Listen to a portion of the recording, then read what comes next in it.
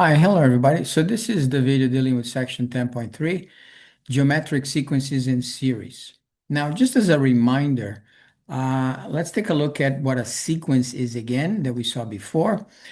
This is not the mathematical definition. This is a more of a practical definition, but it's very good for our purposes. So a sequence is a collection of numbers that follow a specific pattern.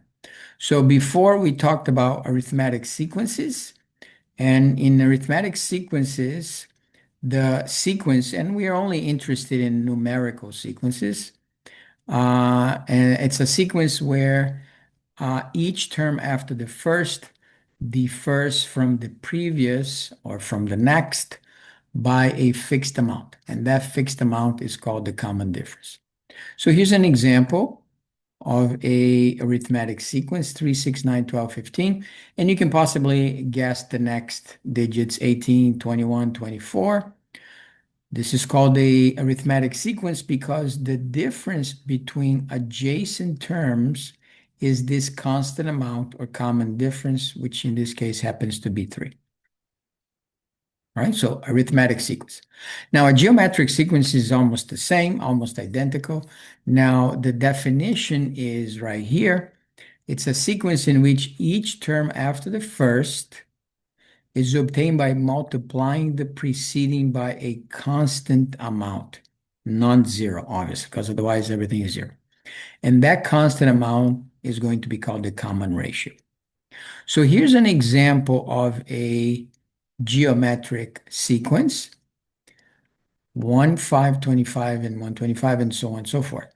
Now, observe that the difference between each adjacent term is not fixed, right? So the difference here is 4. The difference from 25 to 5 is 20. The difference from 125 and 25 is 100. So this is not an arithmetic sequence. But if we take a look at the ratio between adjacent terms, 5 divided by 1 is 5. 25 divided by 5 is 5. 125 divided by 5 is still 5. So this is a geometric sequence. Here's another example.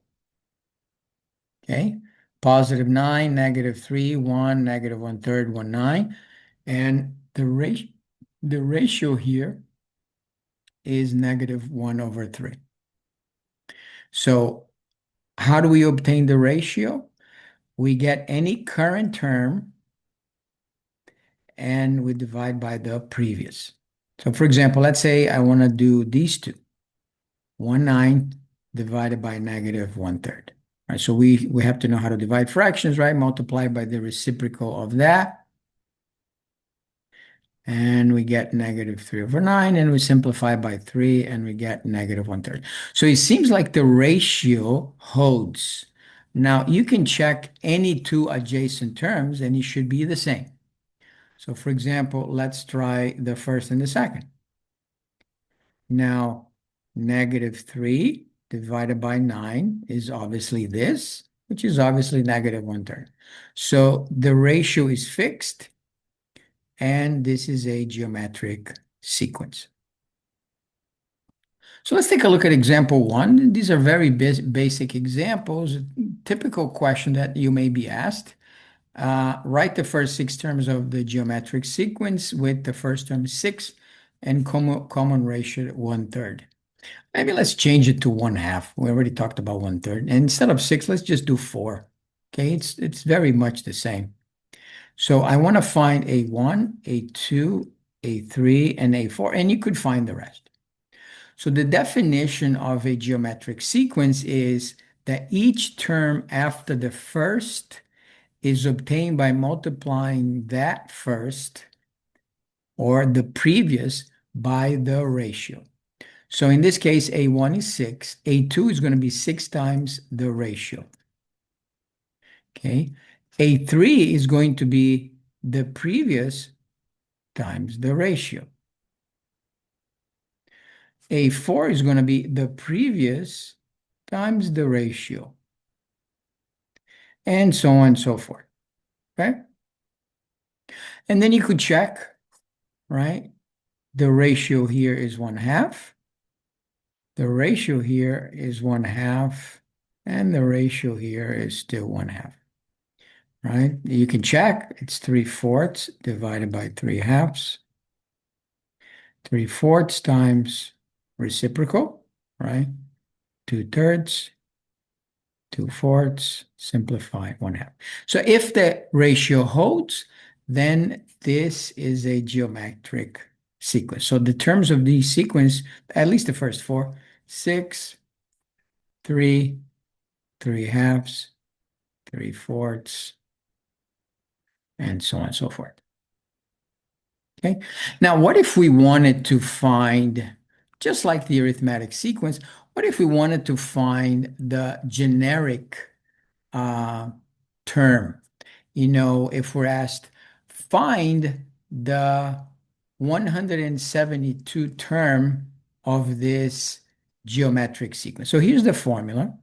Very similar to same principles as to the arithmetic sequence.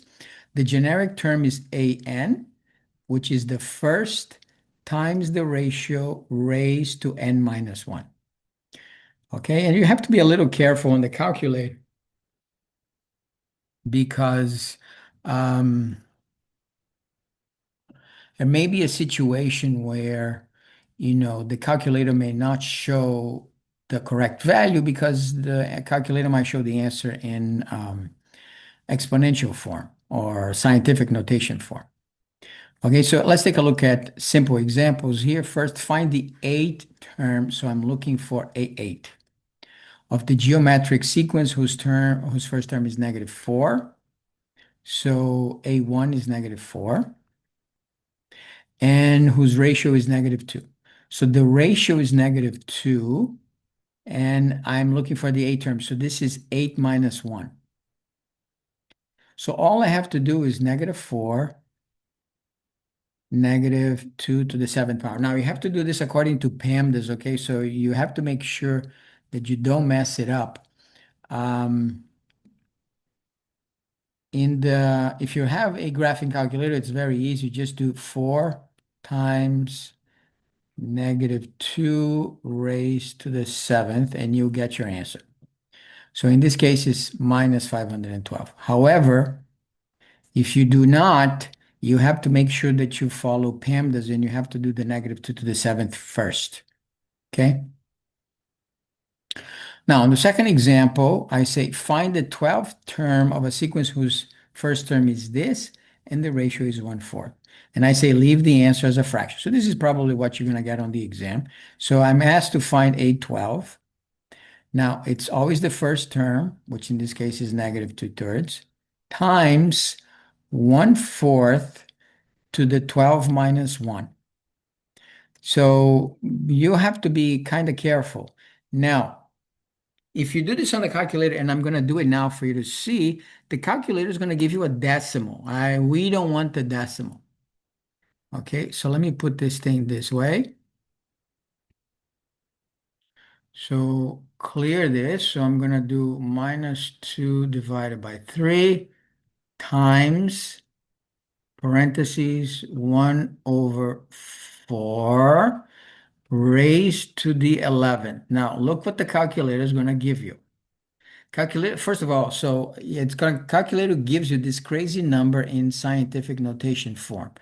So this is the number -1.58945719 with 7 zeros in front.